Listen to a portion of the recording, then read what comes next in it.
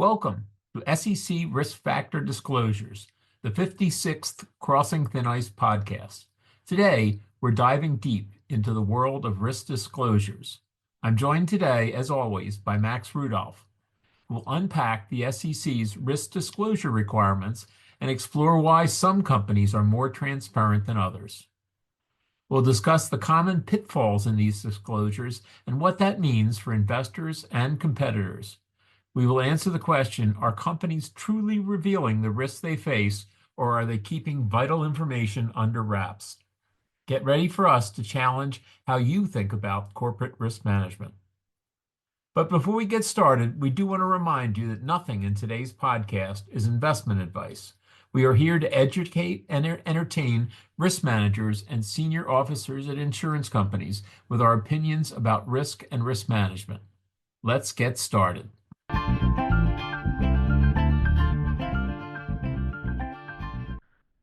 The SEC developed requirements for publicly traded companies to disclose their risk factors, including them in the 10-K filing as Item 1A risk factors. Cybersecurity risks are discussed separately as Item 1C. Material risks are to be disclosed with entries organized logically and summarized if necessary. As someone interested in risk management and eager to steal something that's working for other purposes, I decided to review a few, about 10, and none are life insurers, of my personal investment holdings to see how transparent and consistent these disclosures are. The summarization requirement kicks in after 15 pages, and it looks like many companies aim to be just short of that condition. The headings are similar between companies, but no standard appears to be followed. Each company uses slightly different terms for the same risk categories. My summary used business operations, macro and political conditions, strategic transactions, insurance, general, regulations, litigation, and tax. In a risk register, the business operations would likely be split up into more detail. Since these are material risks only, I would expect to see only a subset of the risk register, and I think this is true. For example, staffing is generally listed, but labor issues like employee training a company might look at internally is not listed here. There are a few risks that are included in all or nearly all the risk factor lists. These include competitive pressures, market and geopolitical conditions, cybersecurity, labor, quality, supply chain, and some combination of acquisitions, divestitures, and joint ventures. Most also discussed climate change, ESG regulation, sector downturn, and safety. Each company has risk factors unique to itself and its industry. Some of the smaller firms go into great detail about some of them when a larger company may not include them at all. Building consistency over time between companies of different sizes may be a goal of the SEC. The one conglomerate I reviewed had by far the shortest list of risk factors. It focused on risk material only to the parent company at an enterprise level, where others expressed materiality at a much lower level. I'd be worried about disclosing information that would be helpful to my competitors. Since these are risk factors to the corporation, I was surprised to see such a large percentage list share price volatility. That seems like a risk to the share owner and not something I want company management to spend much time on. A couple of companies listed artificial intelligence, which could be a risk for a technology company, but seems like a tool for the rest. No one listed Excel as a risk factor, and I view AI similarly. I rolled up the risk factors when they got too detailed, but most ended up listing between 20 and 30. The extremes were 11 and 34 in my grouping. The SEC's risk factor requirement provides useful information for an investor and competitor.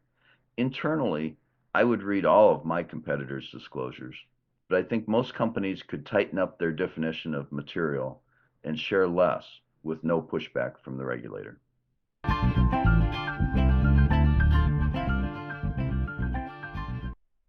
Max, what risk factors would you like to see included by companies in their disclosures that were not typically found in your research? Well, the recent whack-a-mole style activity by the U.S. government increases uncertainty and shows that a risk register needs to be continuously reviewed. From the current list, I might include things like trade policy and tariffs, immigration policy, and demographic risks. Some companies in the 10Ks I reviewed noted tax policy, liquidity, terrorism, reputation, and corporate sponsored benefit plans. I would rather see more about these specific risks and less about broad risks like product quality and competition, where lots can be said without saying much of anything. Some of the companies wrote the full 15 pages they are limited to, with a lot that was generic to business in general, while some of the bigger firms noted in just a few pages their material risks and seemed to do a better job of sharing information an investor could utilize. I would rather have them voluntarily share their plans for hedging a risk than drone on about obvious generic risks like a competitor could emerge in the future or about how their share price could be volatile. Dave, what are your thoughts about public disclosure of risk factors as we see them in companies 10K? Well, Max, I've had a long-standing issue with the, in fact, ever since the first time I read these disclosures. And I thought, wow, here's a great source of useful information about a company. And after reading as many of them as I can get my hands on, I decided that no, this wasn't even slightly useful. And that's because just mentioning a list of risks uh, without saying anything at all about whether or not the company is doing anything to mitigate those risks is totally useless in my mind. Because you can't you could look at two companies and one company has a great risk management program, the other company has none, and those disclosures could potentially look identical for the two companies. So I think it's a stupid idea to present the information the way it's presented. It's just not helpful in any way. So Max, if you were to update this regulation, what would you ask companies to disclose? Well, I'd look for more consistency. I would ask each company to write a single sentence about maybe 10 risks that are common to everybody, like labor practices and cybersecurity, and then write about 10 other risks that are material for them specifically. I would limit their write up to 50 words for each risk and maybe even less than that. One of the things I noticed reading through the current 10Ks is that people got pretty wordy about some things that really didn't need to be that long. The current regulations make it hard to compare between companies. I also think the SEC needs to revisit their definition of materiality. I saw small companies talk in a lot greater detail about their risks than a conglomerate, which defined materiality at the holding company level, so really wasn't aligned with any of their specific subsidiaries.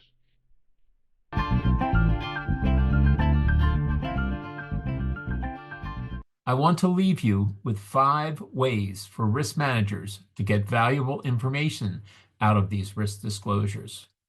First, try comparing year-over-year changes in risk disclosures.